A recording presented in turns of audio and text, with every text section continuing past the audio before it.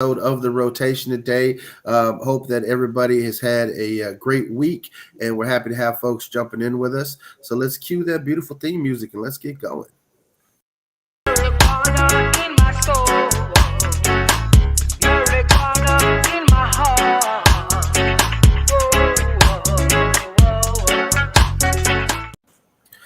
Well, everyone, I am your executive director and co-host of The Rotation, Christopher Cano. And we have our deputy director in Ybor City, Carlos Hermida. And we are joined today by a very special guest, Congresswoman Eleanor Holmes Norton from the District of Columbia. Congresswoman, how are you doing this afternoon? I'm good. I hope you are. Yes, indeed. Yes, indeed. Now, for those guests of ours, we have a large base in Florida and folks all over the nation that watch our show. They may not be familiar, but you're in your 15th term as Congresswoman over the District of Columbia. That is no small accomplishment or feat to be reelected that many times. So your constituents definitely appreciate your representation in Congress, and I know the American people appreciate your dedicated history to public service. So we appreciate you joining us on the show today. My pleasure. Yeah. So I was reviewing some of the remarks that you made at the 6th Annual National Cannabis Festival. And, with the fact that D.C. really has a lot of its future held up by Congress, in particular, progressing towards becoming an official state. Also, the issue of adult use and commercialization of marijuana in the District of Columbia is something that also has been held up by Congress. Would you care to expand a little bit more on that for folks who may not be familiar with the unique situation that the District of Columbia is in? Until the district gets statehood, Congress still has control over bills that pass or don't pass in the District of Columbia. So I have to surmount that in order to get things done. And I came pretty close on cannabis. I got it through the appropriation 2022 bill. And that was some feat because I got it through the House and the Senate. And guess what happened to us? Even though we control the House, Senate, and presidency, it is President Biden who, along with the Republicans, blocked the bill. No. So you got to talk to Biden because I'm doing my work over here. Wow. Yeah, President Biden, a couple weeks ago, he recently pardoned 9 people who had marijuana-related convictions on their record, but there are still tens of thousands of prisoners with federal charges. And, he made us a promise on the campaign trail that he would expunge marijuana records, that this would be something that we would get done.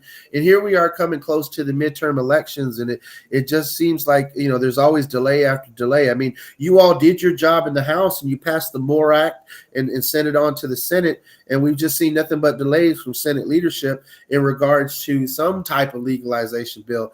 Do you have any hopes that this legislative process around cannabis legalization might actually wrap up before the midterms, or are we kind of pessimistic at this point? No, I'm still hopeful that Congress will remove the rider that prohibits DC from commercializing adult use marijuana. Look, we control the House, Senate, and the presidency. It's the presidency that stands in my way now, but I'm going to try again before this session is out.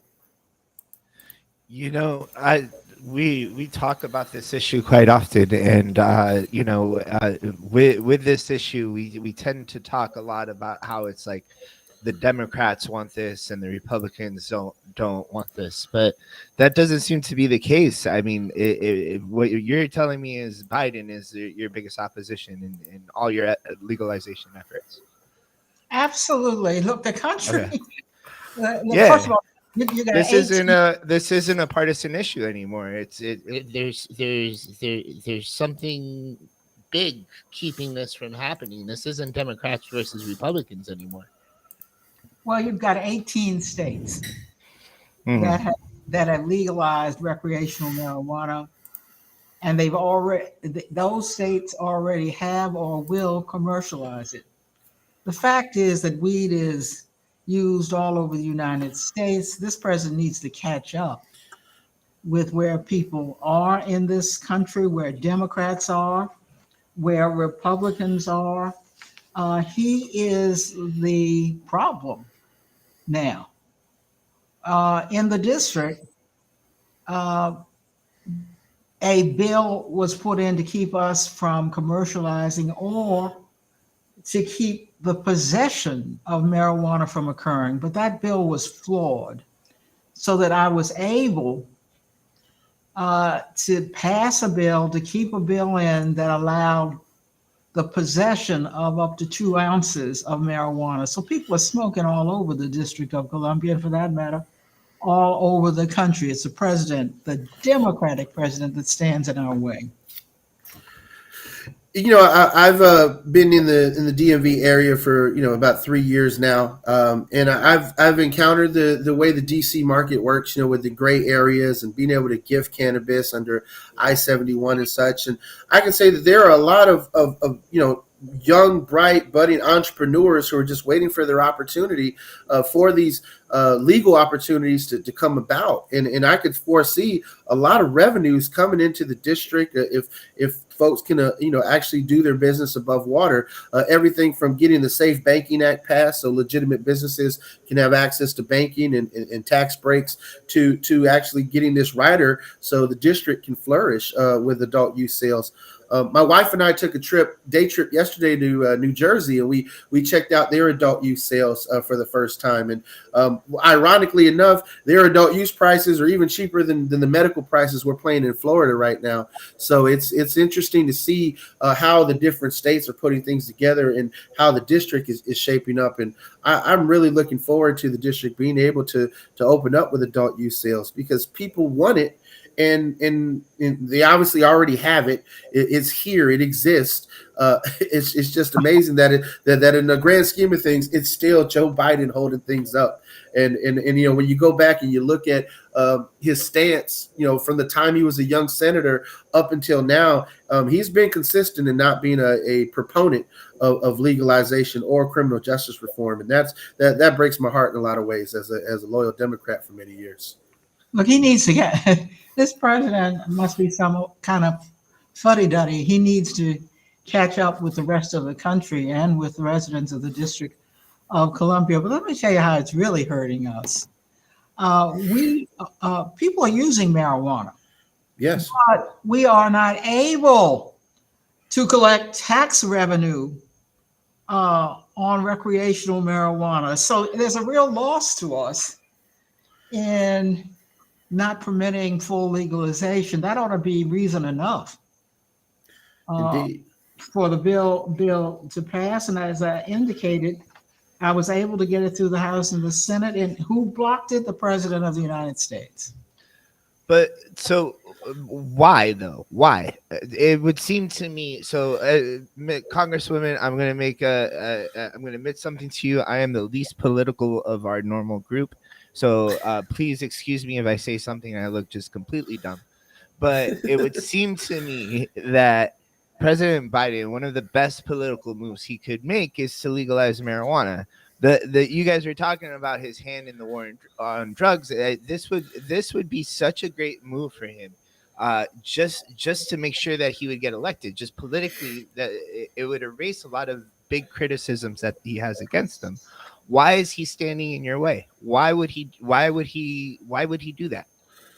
It's to his advantage as a politician to support legalization of marijuana here and around the country. I really think his position is consistent with where it's always been. He's always been against legalization of marijuana. He's old school on this issue. He's not caught up to where the country is, and certainly not to where the District of Columbia is. He's hurting himself and he's hurting us. Well said. I was reading an op-ed the other day in The Hill from our executive director at the national level. And the title was, Democrats could blow their midterm chances by not legalizing cannabis, with such narrow margins. And then looking at the polling, I mean, 69% of this country supports the adult use legalization of cannabis. 92% support medical marijuana use. The president definitely is out of touch with this, for sure. Yeah, so what's to be against here? He's not only out of touch, he's way behind the times. His old school sense of marijuana, which goes back to his days in the Senate, may be the problem. But to be president of the United States, your views have to turn as you learn more and as you see the people whom you represent moving in a certain direction. And this president hasn't budged on marijuana.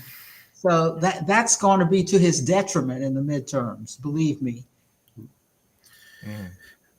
Gary, you're our director of public policy. What questions do you have for the Congresswoman in regards to this issue? First off, I want to apologize for being late. I used to be used to bad traffic. I used to work in D.C. and I lived over in the Clearwater, the Centerville, Manassas area, only 17 miles from the Beltway, and it took me 2.5 hours to drive there. But that was under the guise of Sharon Pratt Kelly. So you and I have been hanging around D.C. for just about the same amount of time, actually, and the things have definitely changed in D.C. I think in the last 30 years or so. And one especially, of course, is the cannabis laws, which I still don't get. I'll be honest with you. I mean, Chris has an absolutely fantastic collection of stickers that he gets that every time that he buys them, he goes is able to buy his product. But how in the world did this policy arrive that you can't buy it or sell it, but you can give it to somebody? It doesn't make any sense. And it doesn't and of course, it doesn't help the fact that we have a tax-based problem in D.C. anyway. So and you can't even tax it this way, can you? Well, the notion you can't buy it, but you can't give it away just shows you how innovative and crafty residents are. Yeah. And wanting to get a hold of cannabis. And that's one of the ways they're doing it. It shows you how far behind the president and the Republicans are. We're still finding ways, in other words, still finding ways to get marijuana to people. Innovative ways. Well, yesterday on my day trip to New Jersey, when we got there, we waited in line an hour and 15 minutes. I remember getting there around like 5 o'clock. And just waiting 30 minutes, I looked behind me and the line was already back down the block. There were people of every demographic, every age, every race, every ethnic group. All of us were like, oh my God, look at the line. But then everybody was willing to be committed and wait that line as long as it took. I mean, I've never seen more people waiting patiently in line than being at Disney World. What were they waiting for? What were they waiting for? To get access to the adult use dispensaries in New Jersey. They just started adult use sales in the last 18 days in New Jersey. My wife and I took a day trip. We waited in line. I mean, and I saw people who, from senior citizens to people in their 20s and 30s. One lady was waiting in line. She had her teenage son with her. It was just interesting to see that people will wait for this. People will pay for this. Everyone was paying their, and I'm just thinking of all the tax revenues that they were collecting from there. I'm thinking the average person is probably spending anywhere between $100 to $200, and they're collecting anywhere between $20 to $40 in taxes on each of those transactions. So kudos to them for getting it right. It's a shame that it's the president of the United States, in the grand scheme of things, that has the people of the District of Columbia missing out on so many improvements. I see all the construction happening. I see a lot of development in the DC area, definitely a lot of gentrification, and so that's a concern too, is affordable housing and how folks are able to be able to afford those things. So seeing the fact that you can get adult use revenues into the district and it can change things, and knowing that it's just one person standing in the way, that's infuriating and quite the struggle. So Congresswoman, hats off to you for continuing to stay in this fight. You've been at this quite a while, and we're almost to the finish line with it. You're right. We got to do our job as advocates and as the public to put the pressure on the president to do the right thing. Please do. Please do. And of course, Uh, we're all in favor of eventually getting DC statehood, which I know has been kind of on your bucket list for the last 30 years or so. And it was on everybody's mind when I was in DC. I was working as a liaison to Whitman Walker Clinic, and working with the district. And we had cars that the doors would come off, and if you open them up too hard, because you guys weren't getting the appropriate appropriations just to run the district itself. I mean, I think you were out of toilet paper for close to 6 months in all the district offices. well, we're close to statehood now. I wish we were as close to marijuana legalization. And will that have a direct effect on legalization? What? Well, will DC legalization, will DC statehood help out Well, in regards to full legalization? Statehood would take care of it. Yeah. Now, along with other things, I know you're working on the DC appropriations bill. Tell us a little bit what you're working on in regards to those riders that you wanted to remove from the appropriations bill. Well, we almost got the marijuana rider removed, except for the president, and I'm trying again this session to get it removed. Anytime you get the House and the Senate, you ought to be able to get the Democratic president of the United States. So I'm still trying to remove the rider that prohibits the district from commercializing marijuana. And I'm trying to do it now, even before statehood comes.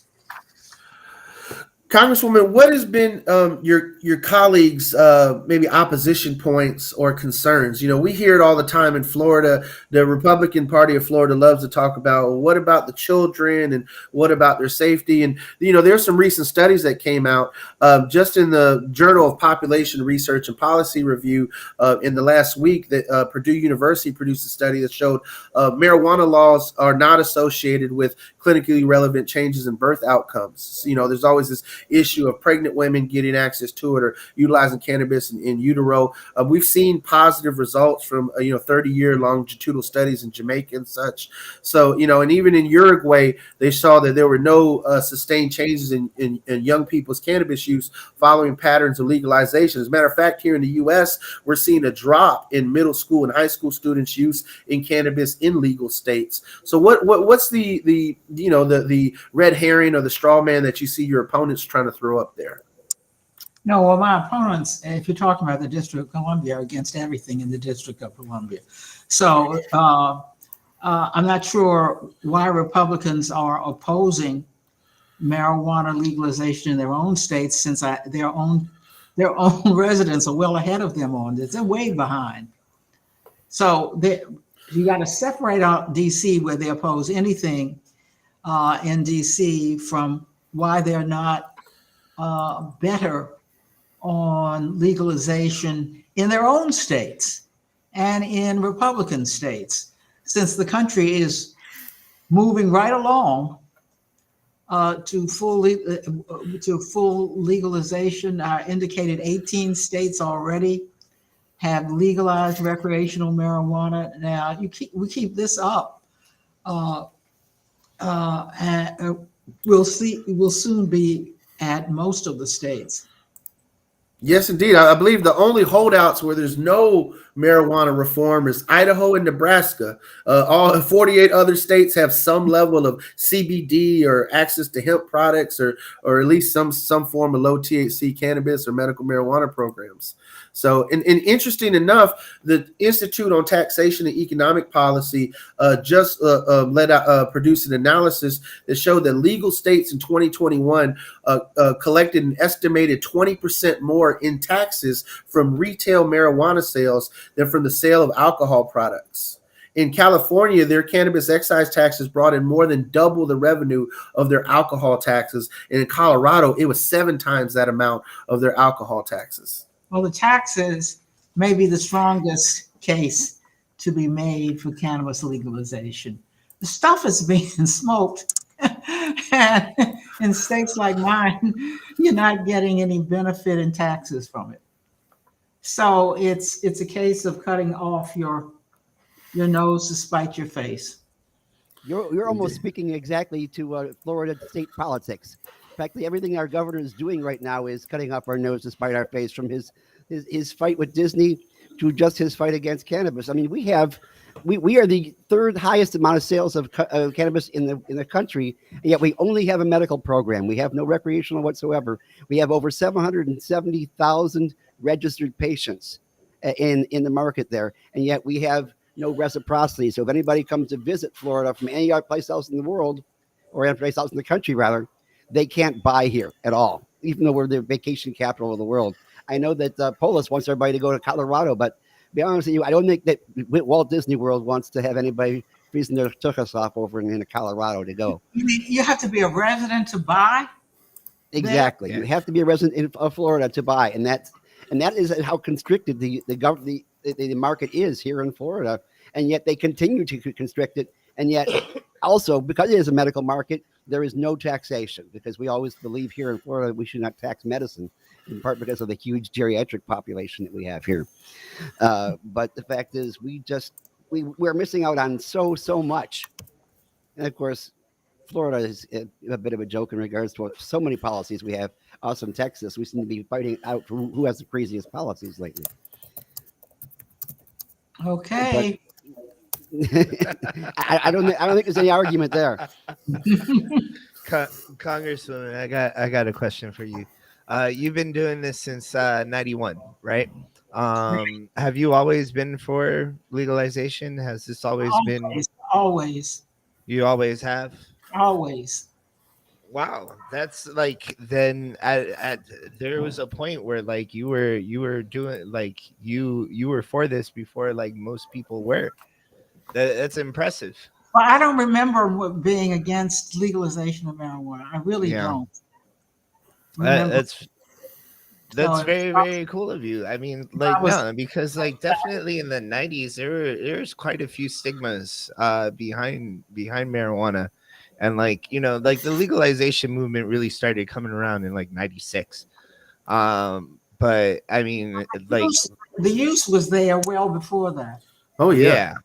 Yeah. Well, Okay. yeah. Can we move closer to federal legalization without the president's help? Because we do have separation. Forget that. That's hard to get 50 states to do anything in this Congress. So how do we get the president to change his mind? That's what we need to do. His constituents have long been where you all are. I can only think that the president is trapped in his own generation. He's trapped in his own private Delaware. But Well, you know, it's interesting you say that, Gary, because his own state, you know, they're having those talks right now in their legislature. We can see Delaware moving forward too with legalization. I know New Hampshire is in those talks. Vermont. It's interesting to see from Maine all the way down to Virginia. We have adult use states in this country. You know, with just a handful of holdouts in New England are still pushing this. So you know, the president, you know, to the Congresswoman's point, I don't know what it's going to take. Maybe it'll take our former president smoking a J with him. I have no idea, but we need President Biden to wake up and you know, and smell not just the cannabis, but the fact that the war on drugs and the over policing that has come with it has damaged so many communities across this country. And we definitely need our president to step up and wake up on it. I mean, the Congresswoman gets it. She's gotten it for over 30 years. It's a shame that we don't have more elected officials that get it, like Congresswoman Eleanor Holmes Norton. Yeah, I like it. You're straight. You're to the point. Just got the good ideas. That's good. and you know how to fight the good fight because you've been doing it for so long. And I can see that if this, just in regard to appropriations and in regards to running the district, it has been so difficult with the Congress being in charge of the district as opposed to local government. And yet, so you're kind of like caught in the middle, having to stride both ways. That's usually the case. But I'm trying to make hay with Democrats controlling the House, Senate, and the presidency. My problem is the presidency. Well, do you see any kind of bipartisan move in regards to things like the MORE Act and like the SAFE Act and like the other things that are coming through? I do, if they only follow the country. We had Nancy Mays on here a couple months, about a month or so ago, talking about how her current bill, the States Reform Act, is helping to generate some bipartisan support, which might move things forward. And I see actually more of that happening in the House than I do in the Senate, of course. What is helping? I didn't hear that. Congresswoman Nancy Mace's States Reform Act. She said she's getting bipartisan support as of it moving forward. Of course, it hasn't gotten to committee yet, which happens to so many bills. Mhm. I mean, there's been close to 200 bills that tried to create a legal framework for cannabis since 1971, when the Controlled Substance Act first popped up, and yet I would say approximately 99.5% of them never got past committee up until this last few years, where you actually got the More Act passed twice. But how do we get it to the Senate? That's the next thing. Is there any way? Well, the Senate is difficult for any bill. So the House it seems to have sense on this issue. Yeah, one would hope so.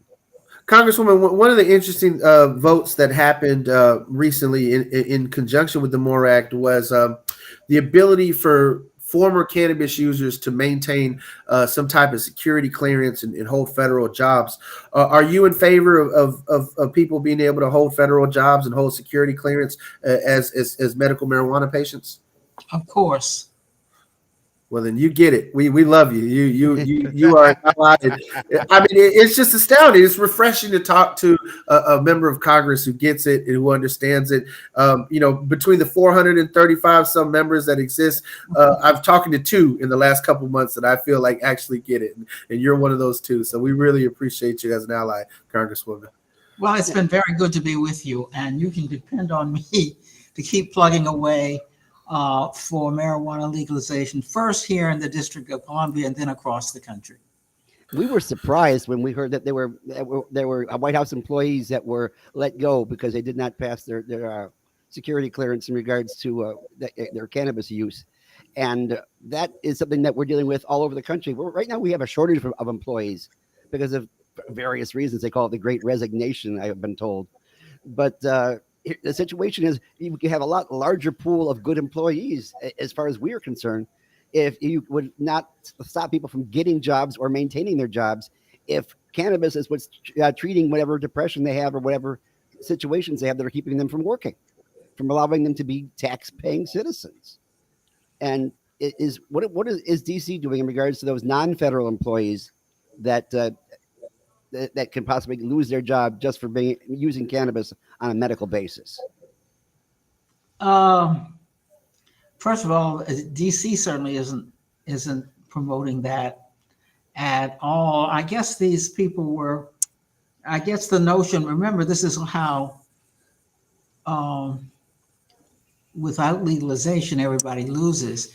The problem may have been that since it's not legal, there was concern that people would be blackmailed. So if it were legal, we wouldn't have this issue in the federal government. Yeah, I could understand that. You don't want someone with top secret clearance having to go talk to a drug dealer, national secrets and all that. That makes sense. But with legal adult use, you're right. It wouldn't be an issue. You go in, show your ID. Nobody can blackmail them for drinking alcohol because it's legal. So if marijuana was legal, it would be the same thing. Right. And with all due respect, we do know some congressmen who do imbibe. I'm not going to say who they are. You may actually know.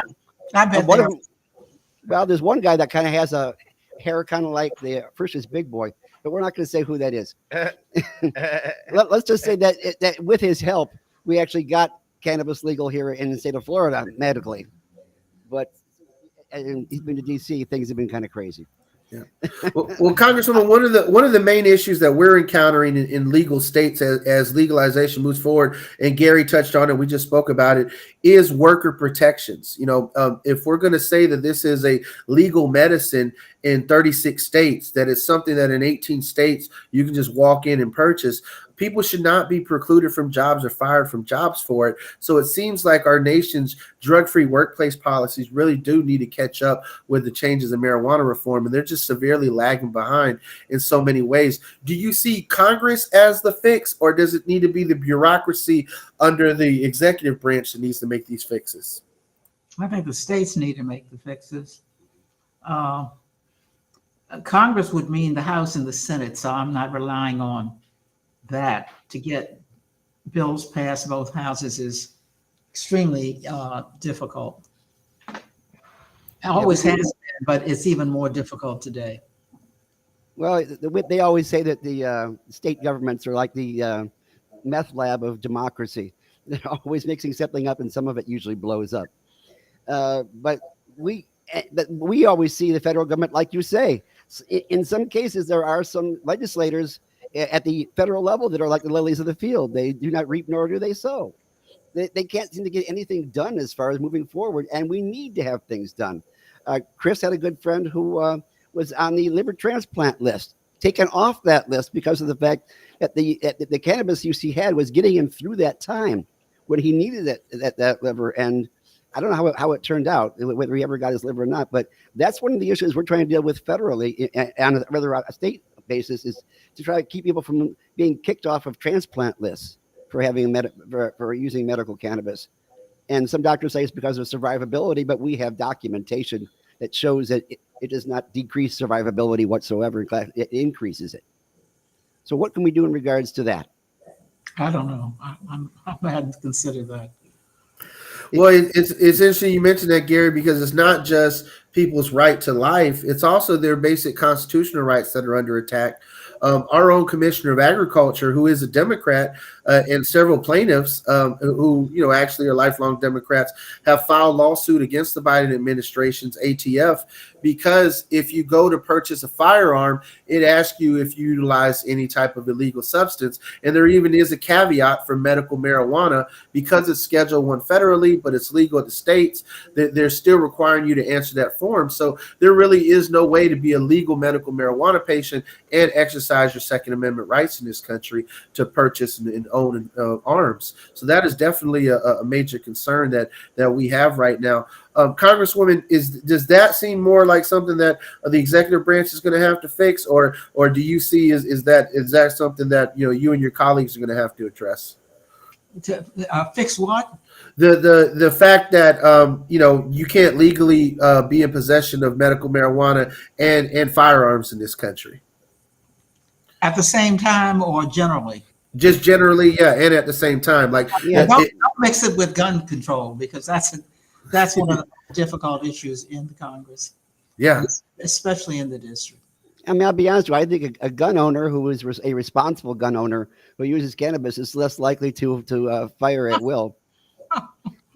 Okay, fellas, are we through now? Because you have plumbed my all that. Well, Congressman, we appreciate you taking your time. We're not gonna hold you up. We know you got such a busy day ahead of you. But thank you for joining us. I do have one thing I wanted to bring up, though. You asked about what we could possibly do to get through to the president, and to be honest with you, we know somebody who he knew from a long time ago. There's a lady here in Florida, 71 years old, who was diagnosed with ALS back in the 1980s when she was the hairdresser for the president's first wife. And she is the oldest living ALS patient in the country right now. She's the only one who's been able to survive. They stopped giving her Social Security years ago. They said that she was beyond her expiration date because they could not figure out how could she still be alive. But she is alive and she is well. And it's because of the fact that she's using this as medicine. And I know he wants to shoot for the moon as far as cancer is concerned.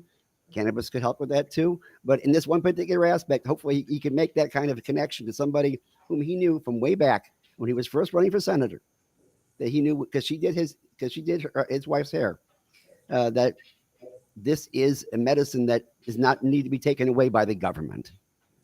And then we need to stop getting involved in between the doctors and patients and doctors well, I'll go on from there. But well, I just want to bring it to your attention. Well, thank you again, Congresswoman. We appreciate you. Any party words for our guests and listeners? Only keep fighting. We're getting somewhere, but keep fighting. Well, we'll continue to get into good trouble, and we appreciate you. You have a great day. You too. Good talking to you.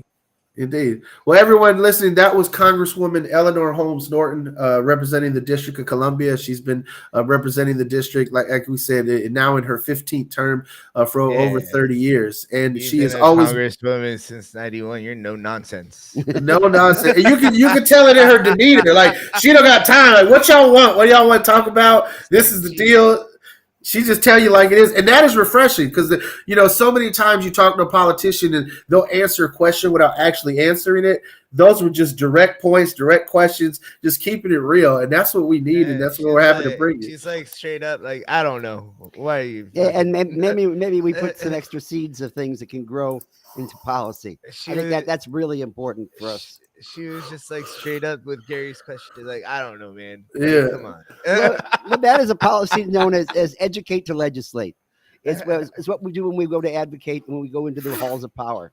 Yeah, and we hope that you guys out there, as advocates, as people who are concerned about this topic, will continue to do what you can to educate, to legislate, to your own legislators, to your local senator, to your local representative, and to your federal legislator and senator.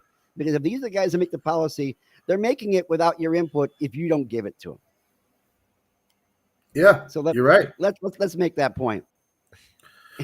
Man, also, I think that I don't think she liked us. Like, I feel like she didn't like us. No, I think no. You know what it is, and I picked up on it.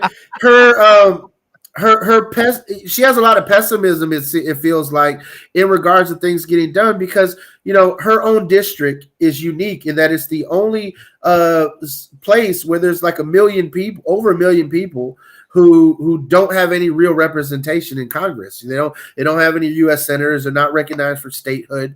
The District of Columbia really is the epitome of taxation without representation. And to keep fighting for so many years and get shut down so often, you can see that she has this no nonsense attitude about anything because she don't got time to bullshit. And I really like Biden. It's Biden. Get Biden out of my way. Yeah, get like tell the president Biden out of my way. Gary's like, what do you think about the reciprocity of the medical marijuana movement? And she's like, it's fucking Biden. I told you it was Biden. Biden needs to get out of my way. No, I'm trying to legalize this shit here. They're smoking it already. They're smoking it right down the street. Like, we're not getting any tax revenues from that. Somebody tell Biden. Normally when you pay taxes locally, it goes into a local silo and it goes towards your local fire department, like your local police department, your local Parks and Rec, Public Works. In DC, they pay their taxes. It goes to Congress, and Congress decides on how they appropriate the money back to the district. And if it's not enough, say la guerre. Yeah, that's all there is to it. And that's why, like I said, when I was working in the district, we had cars, fleet cars, where if you shut the door too hard, it'll fall off the damn hinges because they weren't fixing the damn cars because they didn't have a budget for it because the Congress didn't give it to them. Like a year ago, they had a pedestrian bridge collapse and kill some people. There is definitely crumbling infrastructure. There are roads like sometimes having to take a day trip to DC, depending on what neighborhood you're in, you may need new tires after that because of potholes, because of construction. As I said before, the gentrification is real, and to see historic neighborhoods that you look around and you're like, man, this neighborhood was hit hard by the crack epidemic, and then all of a sudden you see luxury condos going up in those same neighborhoods. It's the same thing that we're seeing in Tampa, that we're seeing all over the country. That's the thing, though. It's like in all the gentrified neighborhoods here in Tampa, you got a Curaleaf, you got a True Leaf. Big cannabis is part of gentrification. Two Curaleaves and I believe 2 True Leaves on the same street. If you ride down Florida Avenue all the way from Tampa's borders, off of Bears, and then you ride Florida all the way to downtown, you're going to spot at least 4 or 5 dispensaries just on Florida Avenue these days. Yeah, but you still don't get the competition of prices. Although they've been compressing prices lately, but they're still too high. Gary, what's the going rate on an eighth of flower at like a True Leaf or a Curaleaf in Florida right now? About 60. So I was in New Jersey just yesterday. For adult use, for an eighth of their top shelf was like $53, $54 and some change. Well, don't forget, our top shelf is mids, but our top shelf is also going for 70s and 80s. And I'll grant you, I haven't tried black tuna yet. I probably won't ever be able to afford it. But more power to Bob. I wonder how much an eighth of his weed went for, like back when he was smuggling it. In the 70s and 80s, I'm pretty sure it was not more work he had to put into it back then. Well, that's the interesting thing about it is I was listening to like the return policies and such, and I went to the botanist. That was the name of the dispensary, because it was either go to Curaleaf or go to the botanist. And I was like, well, we know what Curaleaf offers. So I went to the botanist and checked it out. And like I said, the line was so long, but there were people either 60 years old, 50 years old, 40 years old, 30 years old, 20 years old, waiting in line. Like I said, people had their kids with them. It was wild just to see America. and everybody had the same look on their face when they got out of their car in the parking lot. I was like, holy shit, look at this line. I'm going to wait. And everybody waited. Everybody waited. The only two times in life you see people patiently waiting in line is to go vote and to go to Disney World. Well, now we're going to add a third one, and that is to buy adult use weed. I don't know. I'm not patient. I wish New Jersey luck, because they've been trying very hard to get ahead of New York City, so they could control the traffic on the bridge as to which way the residents are going to pick up their weed. Either they're heading out to DC and doing it the crazy way, heading up to New York and their crazy policies right now, or come on into New Jersey and get to those 12 new licenses they have now. I went on the weed maps, and it was only the botanist and Curaleaf that had adult use. New Jersey was also interesting because if you had a medical card, you didn't have to wait in line. You can just walk right in, and like medical patients get to skip the line. But the line was an hour and a half wait out the door. I mean, we got there at 5, and we didn't leave till 6:15 with our products in hand. So that was the interesting thing about it too. I was just seeing that, and then they were like, "Yeah, we're cutting it off," because they knew how long the line was. Like they closed at 7. So, but I don't know if you heard this, but acreage, by the way, is the botanist is the acreage, and that was one where Boehner was a member of the board, which I think he's left that company now. Tried to start another company on his own, and now he's got a suit against him for stealing. Was it private intelligence, whatever it is? Yeah, FBI issue again. Oh, so the former Speaker of the House, John Boehner, is under investigation for corporate espionage, basically because of his cannabis dealings. Is that what you're saying, Gary? Basically, yeah, exactly. Right. Wow, slimy.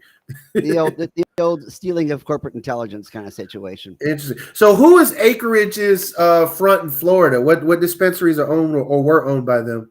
They're gone. They were at one point in time, and they had a botanist over in Springdale. Okay. And even though they're stationed in Florida, and then they sold. Okay, interesting. They sold it off, and we'll see where it goes from now. As far as Florida is concerned, we had 12 applications for that Pigford license. And update us on that. So we had 12 people apply for the black farmers license in Florida. And if you look at the descriptions of the companies that got involved, some of them don't even have a history necessarily of farming at all, and some have a history only of farming. Mm-hmm. And so therefore it was a situation where the people who were qualified, if they were in the Pigford suit back in the 1990s, many of them in their 70s, 80s, retired. And so basically it was their ancestors that they were picking up on this. This one gentleman we had our event, Mr. Allen, right? David Allen. He was part of Florida Tree Grow. Jeffrey Allen. It was Jeffrey Allen. Jeffrey Allen. Yeah, sorry, yeah. He was part of a Florida Tree Growers organization that started back in the 80s, and he had no idea, because he had been trying to get a license now through all the legitimate ways back through 2015 and on, trying to get in. And then he found out when he tried to apply for the Pigford license that he had to have somebody, his organization. He happened to find out that his grandfather was in the Pigford suit. He had no idea, and so he managed it. So we have to get him on to talk about the process, because the process, when I understand, you've got applications that go between 300 and 1,300 pages, and each of these guys has paid in $162,000 just to put the application down. But thanks to Senator Rouson, these guys will be able to apply, anybody who didn't get it, for the next round whenever that happens. Because right now, from what I understand, they have the applications in hand, but they haven't started actually scoring them yet, partly because of the fact that they are getting a independent contractor in to do the scoring. And I don't think that money comes to them until the beginning of the next fiscal year, which is July 1st. Why is Ron DeSantis' Office of Medical Marijuana Use wasting our tax dollars and bringing an independent contractor? Why can't the OMMU review the applications themselves? Are they so afraid of screwing up? Like, how hard is it to not be racist and review applications? Well, to be honest with you, I've seen the way that. Like, how hard is that for the DeSantis administration to not be racist? That we got to bring in an independent contractor? Like, is that fucking difficult? They have been accused, the Department of Health, in the past of if you have 3 scores for one particular application, have one score be a ringer, so that you throw off the actual score. If 2 of them are high and one all of a sudden is substantially low, that guy can get knocked out if they don't want that person to have that funds. Wow. So it is hard for them apparently to not be corrupt and racist. Got it. And look at how the 2015 applications went. It went through a law judge who went ahead and spent 4 years Van Langerham, and said that the entire process was a dumpster fire. That they had done it totally wrong, and they ended up giving licenses to practically everybody who had actually applied, with only a few exceptions, people who totally missed the deadline. But anybody who got scored got it. Well, except for Flora Grown, because we've had Mr. Redner and his group on the show before, and I just find it ironic that there are still licensees out there. The fact that, like you said, Gary, we have the Pickford license, which needs to be given out, but there's still are we 5 or 10 licenses behind right now, in based on patient ratios? Based on patient ratios, we're about 18 licenses behind. Yeah, because it's supposed to be like 5 licenses for every 100,000 patients, right? 4. And so, yeah, and we're trending towards 800,000, and yeah, that's just ludicrous. So yeah, we're 3 licensing, 4 licensing classes behind in Florida, and at a certain point, you got to think: is this by design to prevent competition? Is it by design or due to incompetence of the bureaucracy? You know, it makes you think and wonder. Like, yeah, we can clearly see the bureaucracy is incompetent.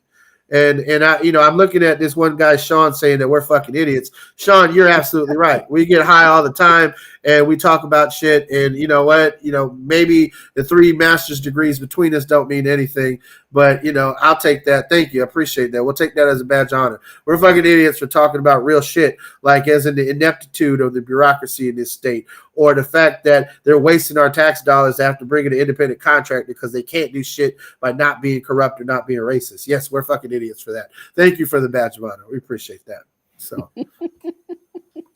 it is an unusual battle, and you have to deal with unusual partners, so to speak. And it's because of the fact that this is a bipartisan issue, and yet some people still treat it as if it was highly partisan, but it's not. It's really is not. 69% of Americans want this. What was it? 78% of Democrats, 74% of independents, and like 54% of Republicans. So even your conservative Republicans, I mean, hell, Utah has a more advanced and more progressive medical marijuana system than Florida. God bless those Mormons for getting their shit together. Yes, Oklahoma is doing it better than Florida. It is gonna open a Chillum in Utah. I mean, for real, sounds nice, bro. They got worker protections. They protect you on the organ transplant list. They get it. They just get it. Mormon. Okay, now no aspersions to the Mormons, but I don't know if they're going to wear Chillum magic underwear. We don't know until we try, Gary. We don't know until we try. Well, Well, look, yeah, I'll say this much: you got Arizona and New Mexico now as adult use states. You have Nevada as an adult use state. California, the dominoes are falling out west when it comes to adult use. It's only a matter of time before we see. We already have Colorado. Utah really is the last of the four corners that needs to move forward with adult use. We'll probably see that soon. I mean, big news happening. In Missouri, they've gathered double the amount of signatures they need to get it on the ballot for November. So we'll see probably Maryland and Missouri going for votes for adult use here come November. And that, we'll be up to at least 20, maybe even 21 or 22 states. Ohio is still pending for their adult use initiatives. So, South Dakota is going to try again to codify their rights. That even they're the people of South Dakota are probably a prime example. They pass a constitutional initiative. Their governor and their legislature and their Supreme Court tries to muck it all up, and they're willing to come back again and tell the politicians, no, this is a policy we want, whether you want it or not. And that's what the American people want in general, is they want legal weed. well, let's see if we can possibly give it to them. I don't think we're going to be the next Amsterdam. I don't think we even want to be the next Amsterdam, because Amsterdam has actually got a number of issues that they don't even publicize as much. They are actually trying to shut down the coffee houses right now because they're afraid that they're for tourism. Actually, it's one of the biggest things they have for tourism. The only reason I want to go to the Netherlands. Why the hell would I want to go to the Netherlands any other place, Like nothing strikes me as, I want to go to Amsterdam for its historic architecture. No, people go to Amsterdam because they have legal whores and legal weed. Amsterdam's always Not exactly in the same place, though. I don't think. I'm pretty sure there's coffee shops in the red light district. Anti-pothead. Yeah, the Centro. Yeah. So they have like weird laws, like you got to bake the weed directly into the cake or some shit like well, that. they don't even they don't have growing in their country. Like, it's illegal to grow weed in the Netherlands. Like, they have secret grow houses and shit. You have to they have runners that go all day back and forth to the coffee houses, getting this stuff from the legacy market and taking it to the coffee house, because of the fact that you have to get it from a illicit source. However, I've been told that is some of the best bud in the world, because these guys in the illicit market, legacy market, whatever you wish to call it in Dutch. I don't speak Dutch, but you can get some amazing products. Well, Strain Hunters was one of my favorite shows, back in like the mid 2010s, and I remember watching Arjan and them, just travel the world looking for exotic land races they could bring back to Amsterdam to the coffee shops and such. And I always found that quite interesting.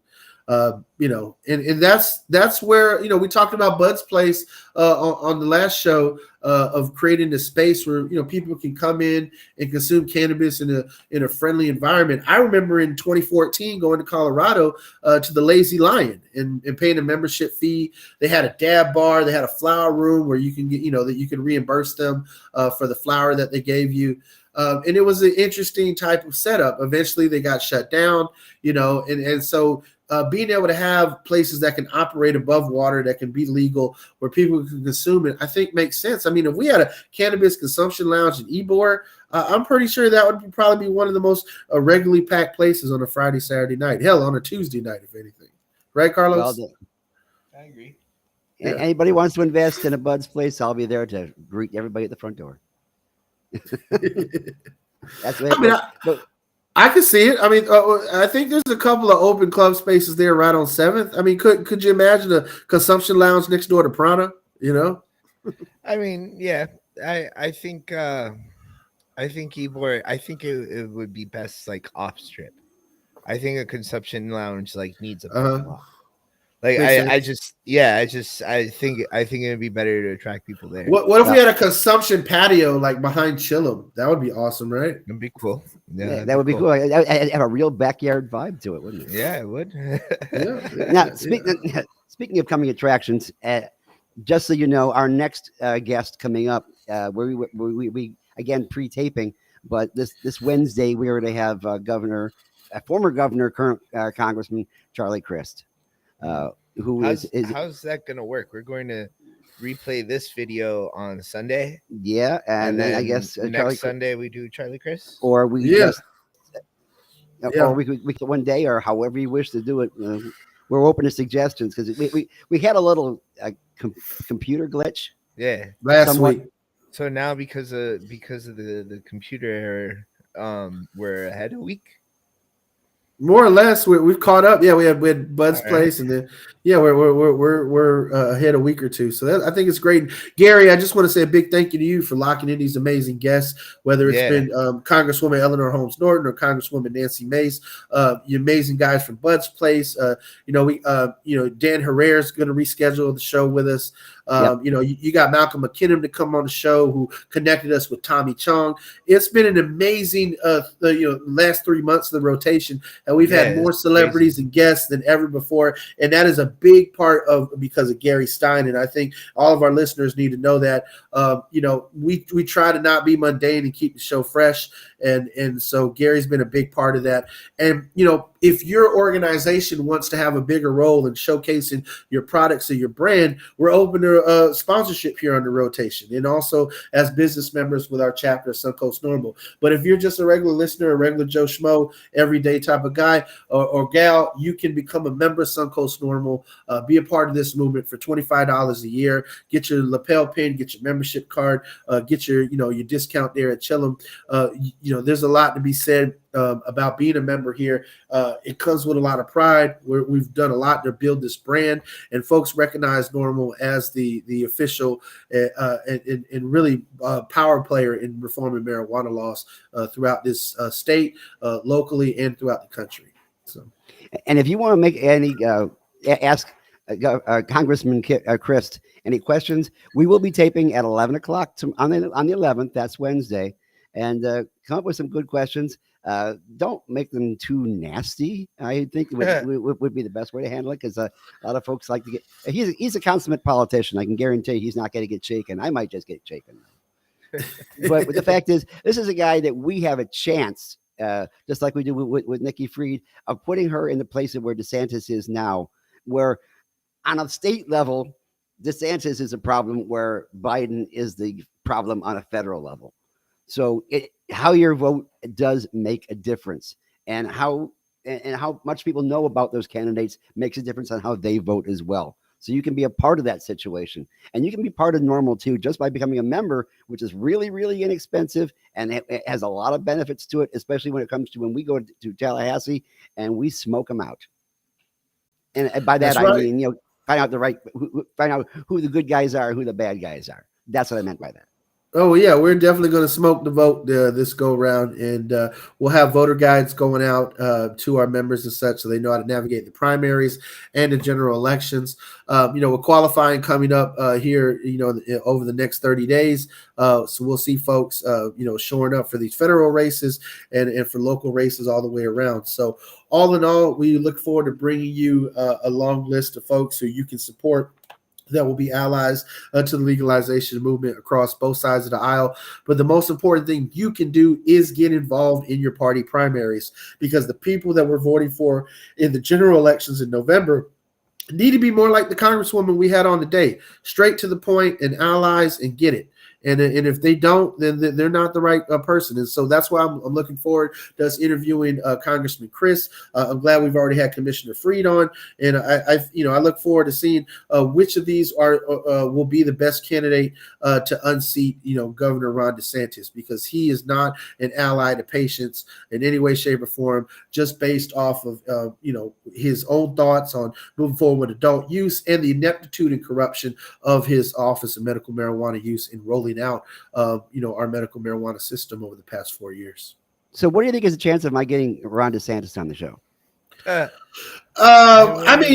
Gary, look, Carlos, Gary, you all were there when we met with his staff a couple, 2-3 years back in lobby days. I mean, he did come not on. show up. He didn't show up. His staff barely took notes. They thumbed their noses at us the whole time in the air. Like, why are we, having to waste time with all these potheads? I just, hey, look, make the outreach. If he's willing to come on the show, I'll give him a fair shake. I'm not gonna, call him an ass face to his face. But I can tell you that in the cafeteria they'll hear you. I can guarantee you that in the cafeteria they will hear him yell, "No." Kind of like what happened when we tried to get those amendments in this last year.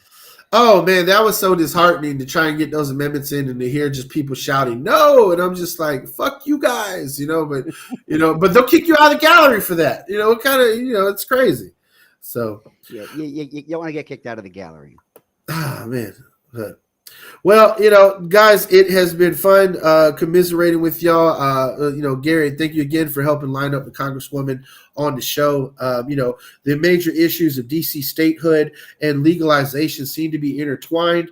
President, really, she presented the case very clearly. It's either President Biden gets out the way and eliminates the rider that prevents adult use legalization in DC, or DC gets recognized as a state, in which case the rider no longer matters and they can pass their own laws as an independent state. So it is interesting to see how those issues intersect, and we'll see how it all shakes out over the coming years. I mean, I want to see Puerto Rico become a state eventually, if only because they can get media noches easier in this country. Instead of having to go all the way to Orlando. I think it'd be kind of cool to get infused media noches. That would be fun. Yeah. Put that in your egg bread and smoke it. and our wishes again go out to Ukraine. For those of you folks you don't know, I still got relatives out that way. My grandfather was from Kiev, and so Sala Ukraine. Okay, that's Ukraine forever. Is that it? Glory to Ukraine, actually. Bye, everybody.